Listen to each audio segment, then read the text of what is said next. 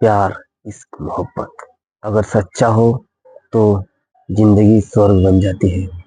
अगर धोखा हो तो जिंदगी नर्क बन जाती है या फिर जिंदगी मौत बन जाती है। आज की कहानी एक ऐसे ही प्यार पर आधारित है, जो प्यार सच्चा न होकर झूठा था और उस प्यार ने उस आशिक की जान ले ली। नमस्कार दोस्तों, स्वागत है आपके अपने चैनल गुनाह द क्राइम स्टोरी।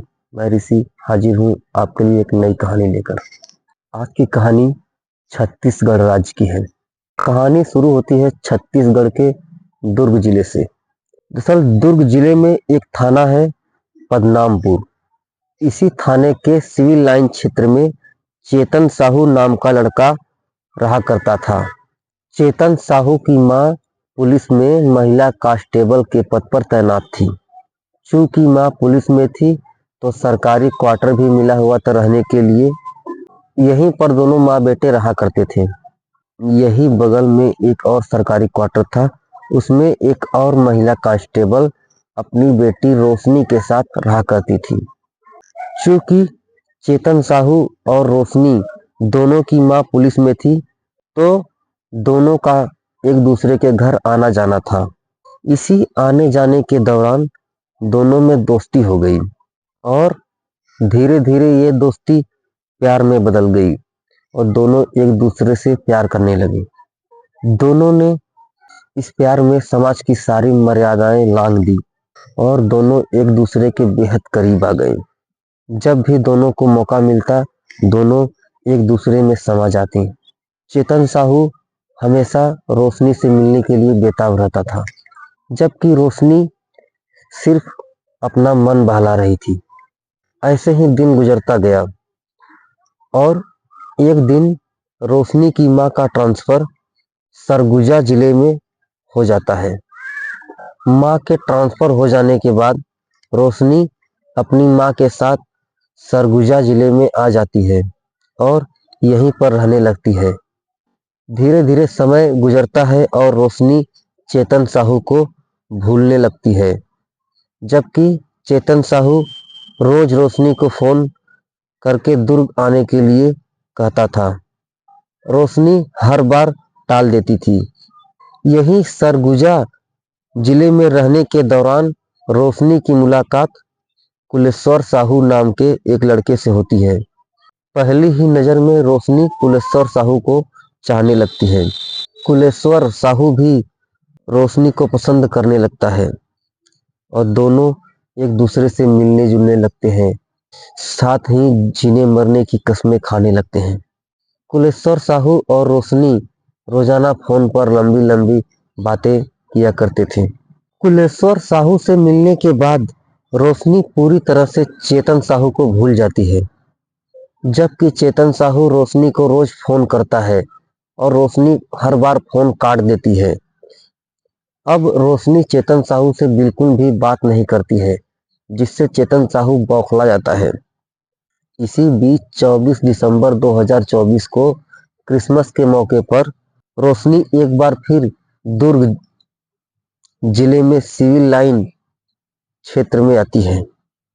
रोशनी के सिविल लाइन क्षेत्र में आने की खबर जब चेतन साहू को मिलती है तो वह रोशनी से मिलने के लिए बेताब हो जाता है और रोशनी को फोन करता है और मिलने के लिए बुलाता है और रोशनी मना करती है और रोशनी मना कर देती है कि मैं तुमसे नहीं मिलूंगी।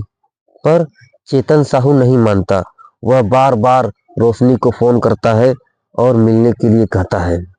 चेतन साहू के बार बार फोन करने पर रोशनी परेशान हो जाती है और सारी बात अपने दूसरे प्रेमी कुलेश्वर साहू को बताती है।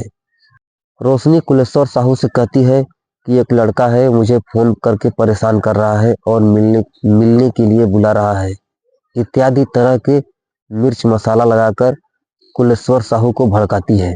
रोशनी की बात सुनकर कुलेश्वर साहू आग बबूला हो जाता है और रोशनी से कहता है कि तुम उस लड़के को मिलने के लिए बुलाओ, मैं अपने दोस्तों के साथ आ रहा हूँ।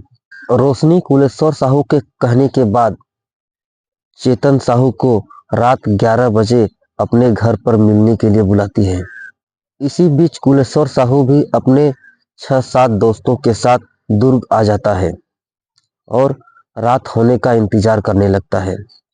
इधर चेतन साहू रोशनी के मिलने बुलाने पर बहुत खुश होता है और वह तैयार होकर रात 11 बजे रोशनी के घर मिलने के लिए पहुंचता है। चेतन साहू और रोशनी दोनों एक दूसरे से मिलते हैं। बातचीत शुरू होती है। तभी दोनों में किसी बात को लेकर बहस हो जाती है और दोनों झगड़ा करने लगते हैं। तभी घात लगाकर बैठे कुलेश्वर साहू और उसके साथी चेतन साहू पर टूट पड़ते हैं और लाठी डंडों से चेतन साहू की पिटाई करना शुरू कर देते हैं। अचानक हुए इस हमले से चेतन साहू घबरा जाता है और इधर-उधर भागने लगता है, पर कुलेश्वर साहू और उसके साथी उसको भागने का मौका नहीं देते हैं और चेतन साहू को तब तक मारते हैं जब तक वह मर नहीं जाता। जब कुलेश्वर साहू और उसके साथियों को लगता है कि चेतन साहू मर गया है, तब सभी उसको वहीं छोड़कर भाग जाते हैं। सुबह लाश मिलने पर स्थानीय लोग इसकी सूचना पुलिस को देते हैं। पुलिस घटना स्थल पर पहुंचती है और लाश को कब्जे में लेकर पोस्टमार्टम के लिए भेज देती है। साथ ही लोगों से घटना के बारे में पूछताछ करना शुरू कर देती है। पूछताछ में पुलिस को रोशनी और चेतन के अफेयर के बारे में पता चलता है। पुलिस रोशनी से पूछताछ करती है। जल्द ही रोशनी कबूल कर लेती है कि उसी के दूसरे प्रेमी कुलेश्वर साहू ने अपने साथियों के साथ मिलकर चेतन साहू की हत्या की है।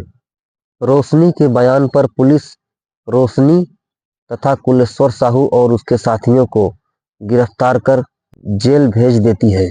देखिए, प्यार को मजाक बना रखा है इन लोगों ने। रोशनी को चेतन से प्यार नहीं था, सिर्फ वह उसके मन बहलाने का एक साधन था और जब उसको नया साथी मिल गया तो उसने चेतन को भुला दिया, जबकि चेतन रोशनी के प्यार में पागल हो चुका था और इसी प्यार के पागलपन ने उसकी जान ले ली। खैर, आज की कहानी में बस इतना ही। मिलते हैं कल किसी और कहानी के साथ। तब तक सावधान रहें, सुरक्षित रहें। जय हिंद, जय भारत।